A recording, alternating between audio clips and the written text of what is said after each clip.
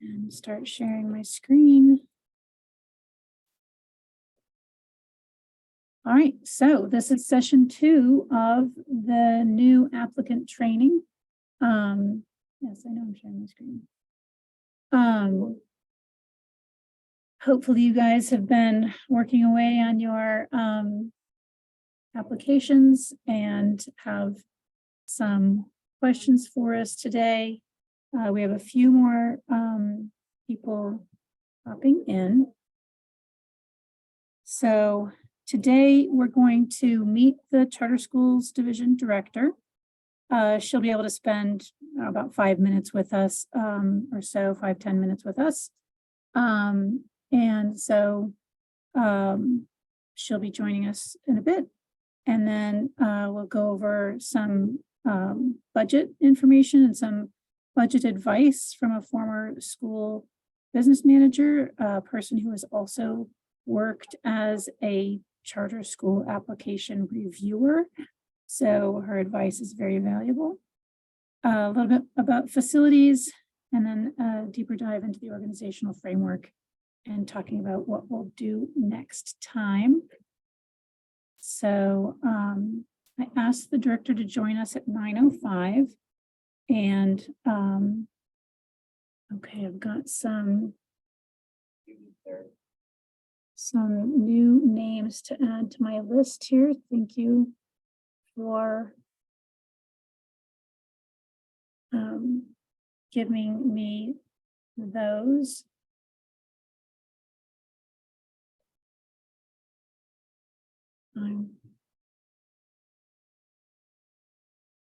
More people coming in. Does anybody have a question right now while we're waiting for the Charter Schools Division Director?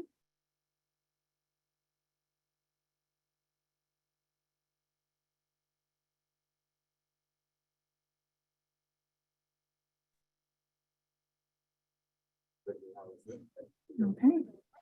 Missy, did you ask of anybody particular, or is that just a general question? It's just a general question. Does anybody have any questions? So, well, here's our director. She's joining us. So I'm going to stop sharing screen. And there is our director, Karina Chavez. So in the Charter Schools Division, we have our director, Karina Chavez. We have our deputy director, Bridget Russell. And then we have an authorizing team and a technical assistance and training team. So welcome, Karina, to our second new applicant training. Good morning. I'd like to say happy to see your faces. Everybody's camera is off. Everybody's cameras off. After some challenging weather yesterday, I hope everybody is doing well. Yeah, I just, Missy asked that I come give a little intro to who I am. And again, I would love to see your faces. So I'm Karina Chavez, native New Mexican. Went to school out of state, Colorado, Texas, was a alternatively certified teacher of elementary school, taught 5th grade, 3rd grade, and kindergarten. And then went to work on the community side, doing community youth development, which was partnering nonprofit organizations, community-based organizations with public schools, much like the community schools model that you're hearing about in New Mexico, and then worked on the national level to do replication work and program development, that sort of a thing, before I came back to New Mexico to work for public education department. I started working with charter schools in 2004 and have worked on all sides. I worked at the PED doing authorizing work. I used to run some of these prospective applicant trainings and do site visits. and wrote the federal grant one time, and did school visits. I think charter schools, and the way that the charter schools movement was born in New Mexico made it really meaningful to address the needs of students. And that's what I am most proud of in terms of the charter schools movement in New Mexico. It's very different in other places. Each state has its own set of rules and regulations and ways of being. And I got to see that firsthand when I left the state and lived in New York City for a while. I worked for the state Department of Education there, and saw very different ways of being. But again, all along, just looking for what makes a quality school, honoring what I would say is the charter school, which is the accountability in exchange for some autonomy. And so I really believe in that. Over the years, I've seen a lot of compliance creep, which means that, you know, at one point, even the head administrator of a charter school didn't have to have a license, but they do now. And at one point, charter schools were like everybody's stepchild that they forgot about, and that doesn't happen now. So it's the flip side of the same coin. Charter schools are recognized as a really important part of the educational climate in New Mexico. Nobody's forgetting about you, and everybody wants for everything that regular districts need to do to be relevant to charter schools. There is some language in the Charter Schools Act that talks about your flexibilities, and just so you know, we work to support that and to really honor the autonomy. That's one of our core values. But we also believe in accountability, and so that's why you'll hear today, if you haven't already, about the 3 pillars of performance expectations for charters, which is the academic, organizational, and financial. And so there's 100 charter schools in the state of New Mexico right now. You know, you have two authorizers, 2 types of authorizers, either the district or the Public Education Commission. We have 57 of the 100 charter schools. At this point, the main difference between the 2 is that if you are state authorized, you are a board of finance. And so I know Missy and Dylan will go into great detail about what that means. But I think, you know, we have some really awesome charter schools in New Mexico. And I think that it is a rigorous process, and it should be. Everybody that has a great idea shouldn't be granted a charter. I think that there needs to be some level of demand that is evident in the community, and I think that when you get to the point where you're writing your application, that you are being really thoughtful and consistent across all aspects of what you're proposing, because that is what we will be looking for. And I see there's somebody commenting in the chat that they're having connectivity issues. But I'm going to stop talking and see if there's any questions.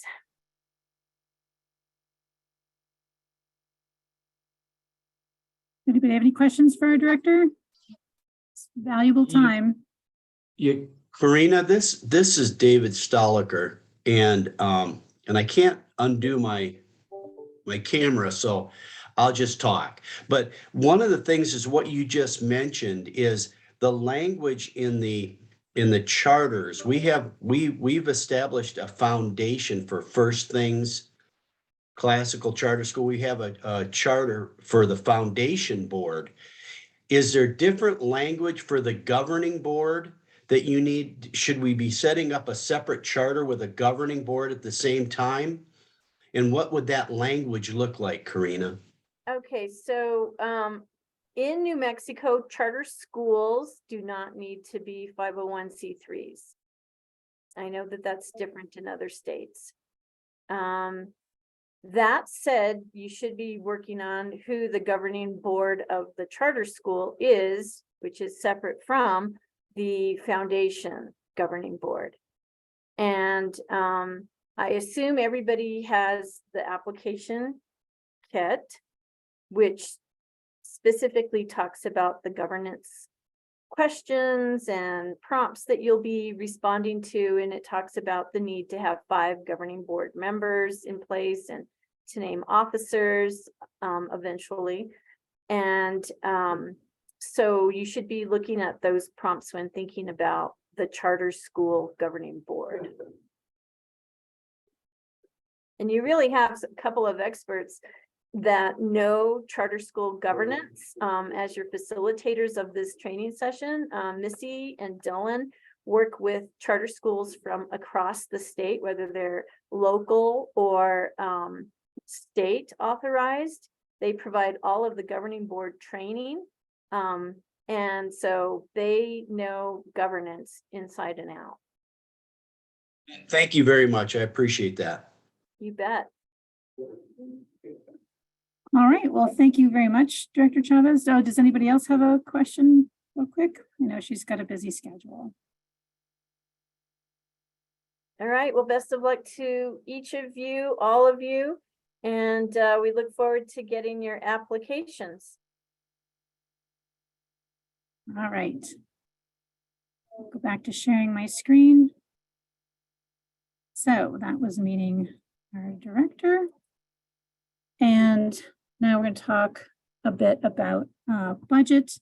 So maybe some of you have already been on the PED's website and looked at understanding New Mexico's funding system, which is a link here on this slide that you'll get when I send this out to you. That takes you to the 2022-2023 Operating Budget 101 workbook. So that is something that you should be reviewing and doing your research on for completing the application. I want to encourage you all to think about, as you're writing your application, see, wait a second, did I go? Yeah, I went too far. As you're writing your application, I really want you to think about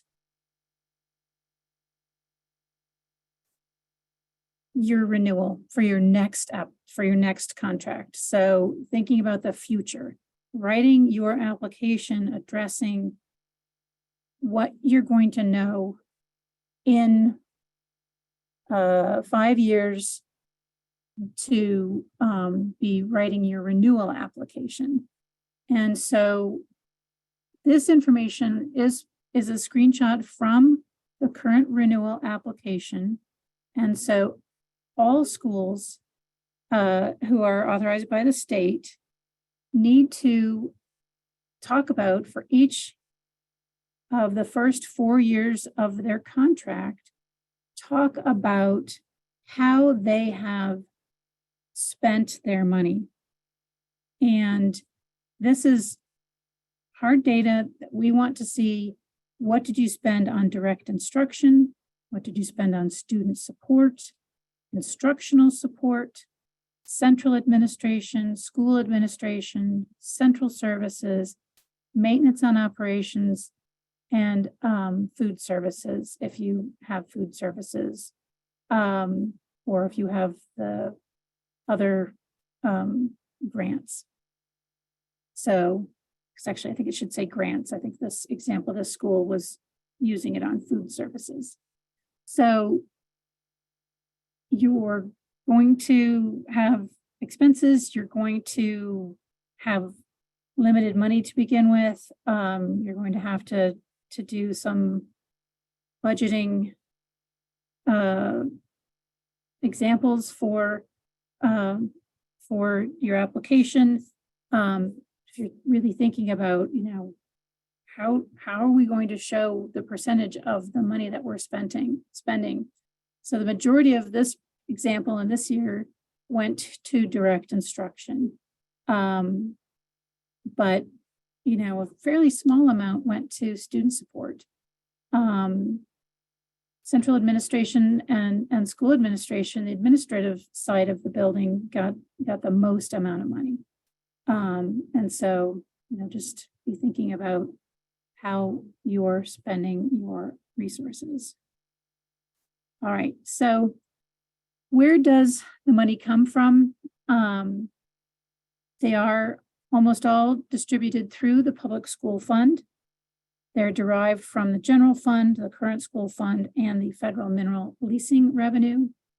There is one significant state appropriation that's not distributed through public school fund, which is the free textbook appropriation, which is made from the federal mineral leasing revenue. And it's based on the 40th day membership count. And then the remainder goes into the public school fund. So another thing I think you should get in the habit of remembering is that you're hoping to open up a charter public school. There are all of the requirements of a traditional public school at a charter public school. So you have to be able to ensure that your particular pedagogy meets the requirements of the state curriculum, and assessment matches, and that you're serving all the students who make it in through the lottery system, regardless of their level of need. So the New Mexico funding formula is has always been one of the most equitable ways of funding public education in the United States.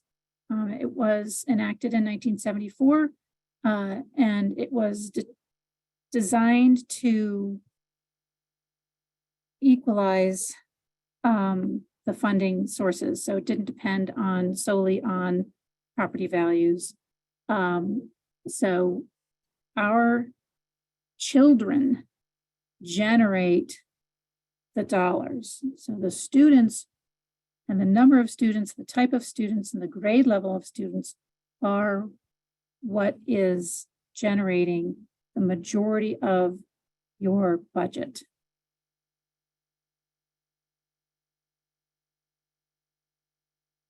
So we're looking at who your students are, what their need level is, where they live in the state, and determining the multipliers on top of the base unit value that each of your students are generating. That money comes to the school in one bucket.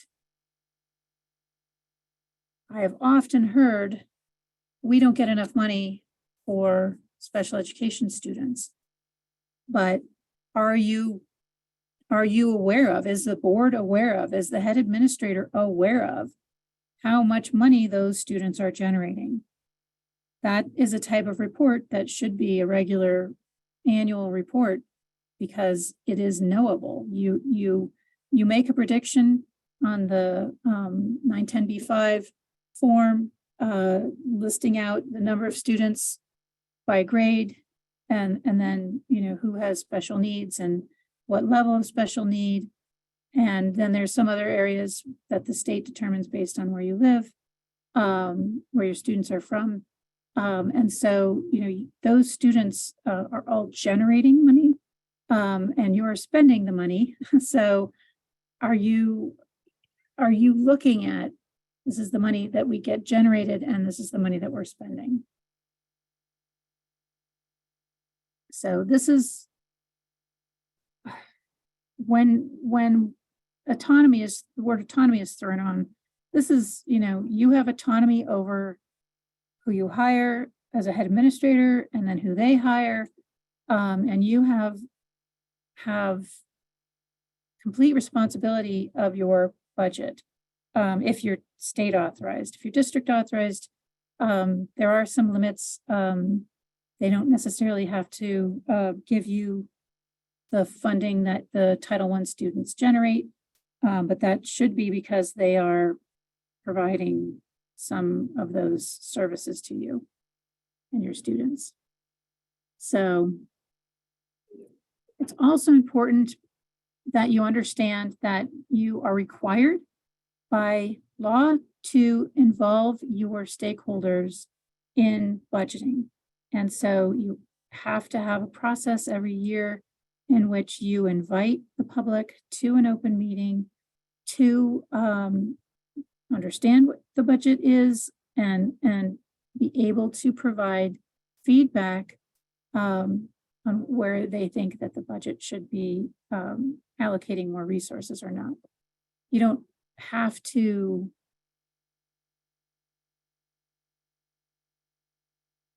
there's no requirement that you do anything with that feedback, but I think it's definitely in your best interest to be open to the feedback. So, like I said, there's no categorical funding. We don't send you money saying this is how much special education money your kids have generated, this is how much English language money your kids have generated, this is how much Title I funding your kids have generated. It just comes to you in one, and that's up to you to ensure that you are using those resources appropriately to meet the needs of all your students. So think about how you are going to track those resources and report on them. The full board should get reports on them.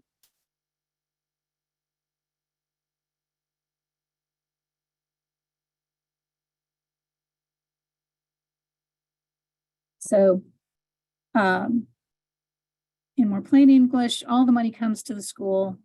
You know, it's all just thrown into one pot. I've already said this.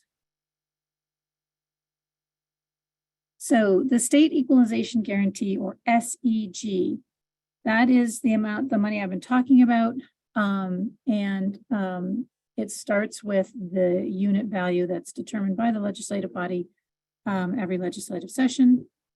You can't really compare the unit value to student population, and it'll give you a low number of what you could expect by enrollment numbers, but no one student generates just the base unit value. So there's multipliers added on, and we'll go over those. Only state funding and above the line expenditures are included in the SEG, and then below the line funding pays for special programs such as pre-kindergarten, K-5+, and teacher evaluations, supports, and trainings. So above the line are formula dollars received by local districts that are not earmarked for specific programs. Middle of the line are used for transportation, supplemental distributions, textbooks, statewide assessments, and then below the line are targeted investments. And I hope you don't ask about that because I don't know what that means. So did I go back, or did I just have this duplicated in there? All right. All right, so another thing that, you know, our existing charter schools, the SEG does not cover 100% of their operations. The public education department says that they cover probably about 90% or more. But you know, they're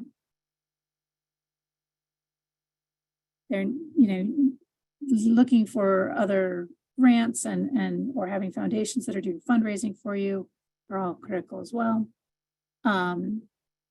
So we'll go over the numbers, but you know, like I said, each student generates more than just the base unit value. It's divvied out by kinders first, second, third, fourth, fifth, sixth, and then middle school, high school, those kids generate more money. So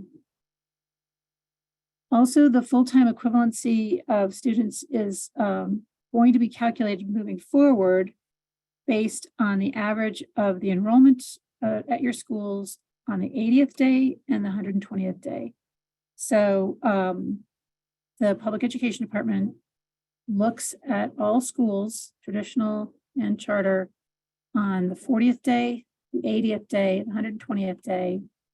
And that is not based on your calendar, it's based on the PED. Your first year through this, you're making a guesstimate as to how many students you're going to have. So I've already talked about that. All right, so added to the adjusted program units. So each student level has program units. And then there's also units that are generated by special education, teachers who are national board certified, at-risk students, growing districts, any newly created districts, charter school student activities, homeschool student activities, homeschool student program units, and then save harmless units generated to protect small districts. Sometimes in law, what the legislative body meant by district were traditional districts, and they don't really like that it goes to charter schools as well. So that's why we've had some issues. So, and then the grand total of all the units is then multiplied by the unit value for the school year, resulting in the money that you're going to receive.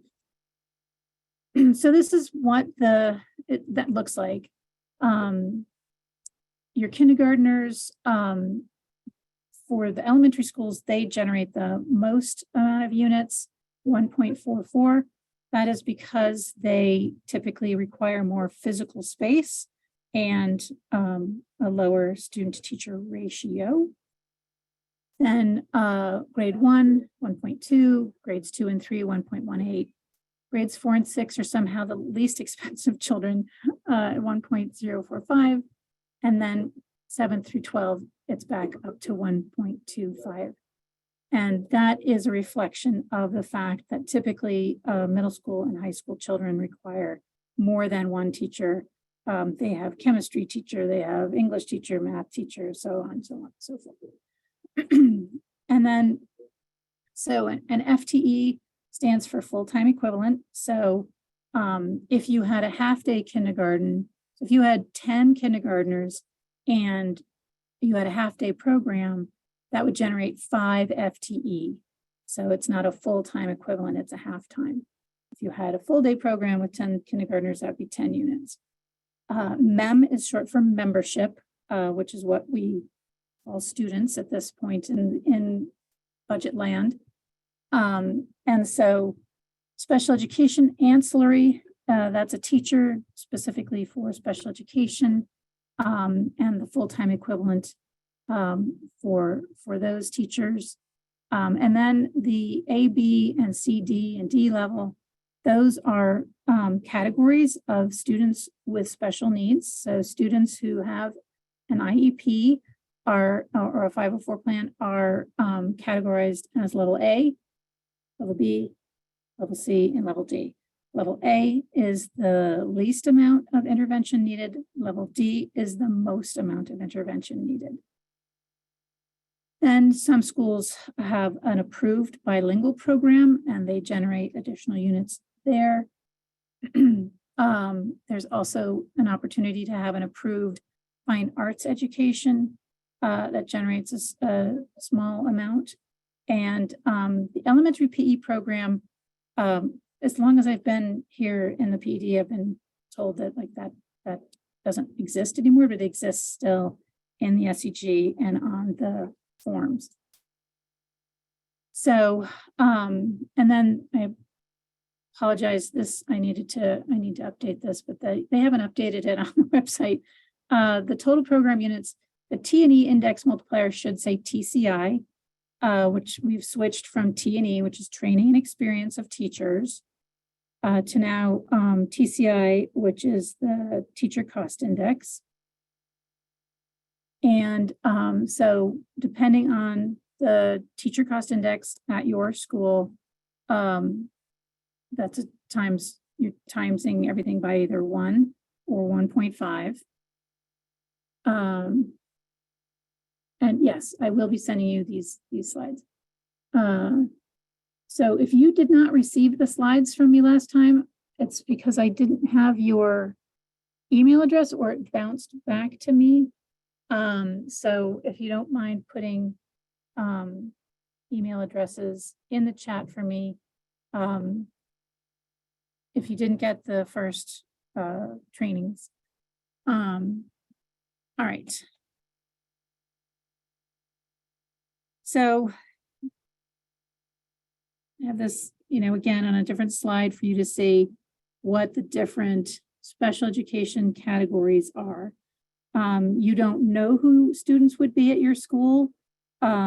So you can look at the area in which you plan to open your school and look at the percentages for the district on the different levels of need, and get an estimate for what you might see if you're allowed to open up a charter school. So usually new schools just opening up don't have full-time staff in special education. You might be looking to work with a contractor to provide your special ed services. This is hypercritical. This is an area of intense potential liability. You have to serve the needs of your students. You cannot weed out students with special needs in your lottery process or in your enrollment process. If they apply through your lottery and get a position, and then their enrollment paperwork shows that they have high needs, you need to have a plan for day one of school to serve those needs.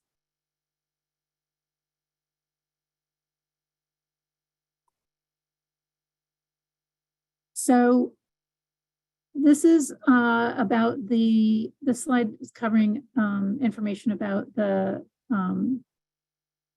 fine arts program.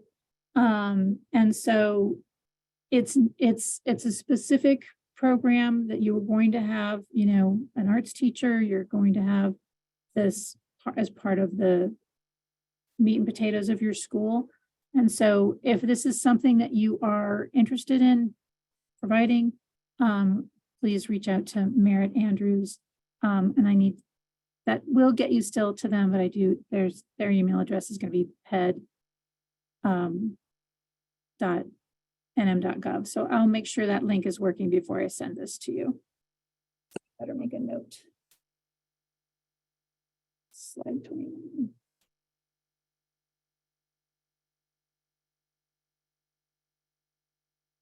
So if you are thinking that you're going to have a bilingual multicultural educational program, that is another thing that you would have to apply for. You don't just automatically get it. You would have to be working with the Language and Culture Bureau to get approval in order for those students to generate that additional SEG. So there are different levels of English bilingual multicultural education programs, depending on the number of hours of instructional time. So, dual language immersion, heritage enrichment, that can, you know, if that's 1 to 3 hours, is one level of SEG bump. If it's 2 to 3 hours, it's a different higher amount. And if it's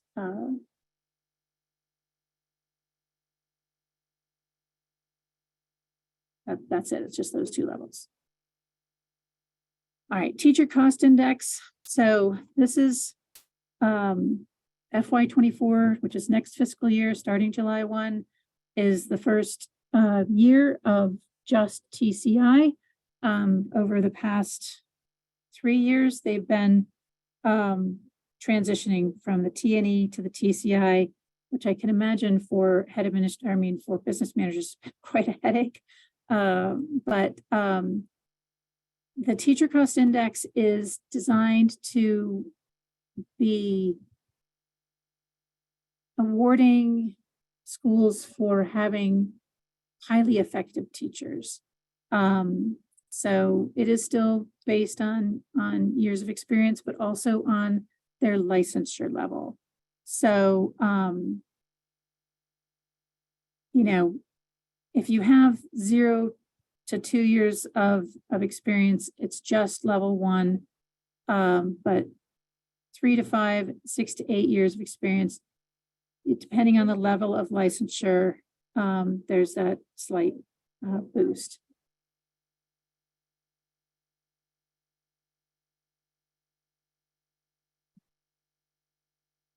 So there are other units that are determined by your location and your student population that is determined by the state. So for your at-risk factor, and again, so you would look at, you know, what's the at-risk factor for the traditional district that I'm hoping to be located in the same area. And that's because, you know, you're not going to have a 3-year average of these numbers, but moving forward, that is what you're going to get. There has been some talk about, you know, charter schools being able to generate their own at-risk index if their population is substantially different from the traditional district. But for a new applicant school, you're just not going to have 3 years worth of data. So you'll be going by what the state says it is. So it's calculated using a 3-year average of the percentage of students who receive Title I allocation, 3-year average of the percent of students classified as English language learners, and a 3-year average of the percentage of student mobility. So students who don't stay in the same school, they jump around from school to school. So as an example, and this is not from this current fiscal year, but last fiscal year, Alamogordo's at-risk unit was 0.157, Albuquerque was 0.201, and Santa Fe was 0.170.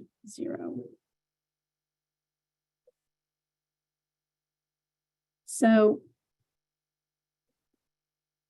in statute, it says each person in charge of the fiscal management of a charter school shall provide quarterly reports on the financial position of the charter school to the governing body of the charter school for use in reviewing the financial status of the charter school. Now, it also says traditional public schools. I took out language that didn't have anything to do with charter schools because it wouldn't all fit on a slide, and your focus is on charter schools. So these are the minimum reports that are required to be presented by the business manager to the full board. One of the most critical things that the school can be doing with regards to fiscal management is for the board members who serve on the finance committee to be monitoring internal controls. So they're basically verifying the work of the business manager. They're ensuring that that work is being done in accordance with appropriate public finance. So this is the bottom. You can write your application with an expectation that at your school, you want more than this in your quarterly reporting or monthly reporting. And these reports need to be posted on your website. So, any questions?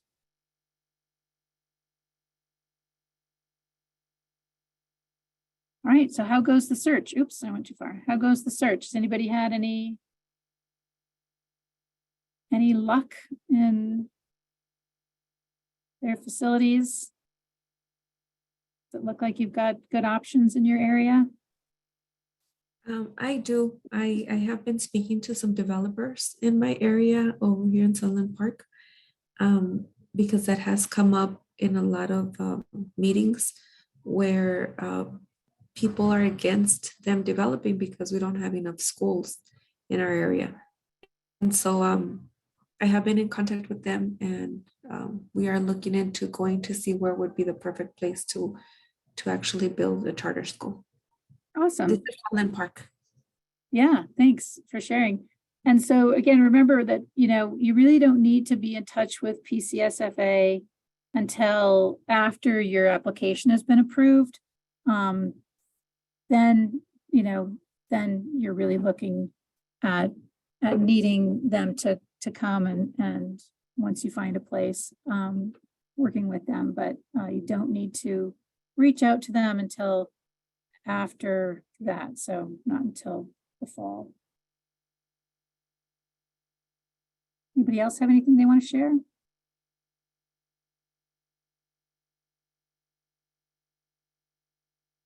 Okay. So again, whether you're going to be district authorized or state authorized, you will have a performance framework. Law statute requires that all authorizing bodies establish a framework. The purpose of the framework is for you, the charter school operators, to understand what the expectations are going to be for what you're going to deliver during the term of your contract. Deliver academically, deliver financially, and deliver operationally. And so there will be indicators and performance targets. And so what is your expectation of your future board's role in oversight of those frameworks? So, like I said, there's an academic performance for the state. They also include mission-specific goals. So thinking about your missions, how would you track goals and data around those? Your organizational performance and your financial performance. And the state is currently working on, the state authorizer is currently working on developing and updating, not developing, but updating their performance frameworks. And so that is a work in progress. And that would hopefully all be in place by the time any of your schools would be opening. So again, throughout this, you can have a great idea and you can have a hope and a wish and a dream for your communities. And that's what gets you up in the morning and gets you excited and gets you writing this application. But I want you to also embrace the data-driven governance. So data-driven governance is the philosophy that charter school boards should constantly focus not on inputs or intentions or efforts to create a great school, but on outcomes that measure student learning, financial sustainability, and organizational compliance.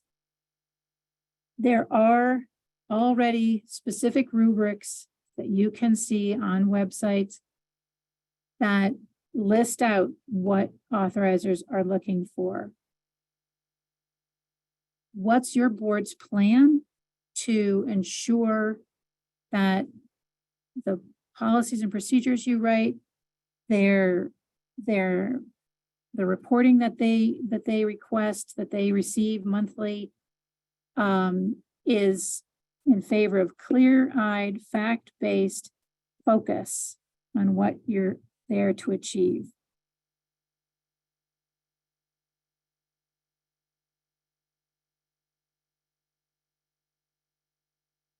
So what is it that you're hoping to achieve? What specific outcomes are you anticipating? What's the most important problem you want to solve in your community? What does achievement of that goal look like? So looking 15 years down the road, 20 years down the road, what does that look like? That type of proficiency and success that your students have. How will you know when you reach this goal?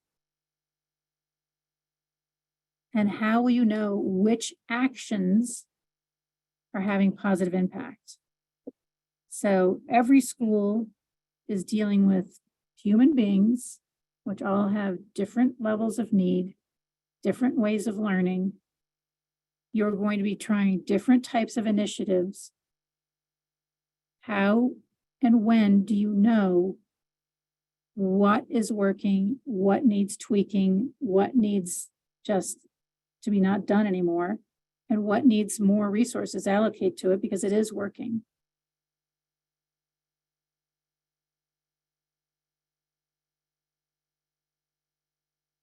So how are you going to express all of the wonderful things you plan to achieve at your proposed school as data that will be comprehensible to your authorizer, your community, your staff, your governing board? And it has to be data that could be replicated by somebody else, not just you.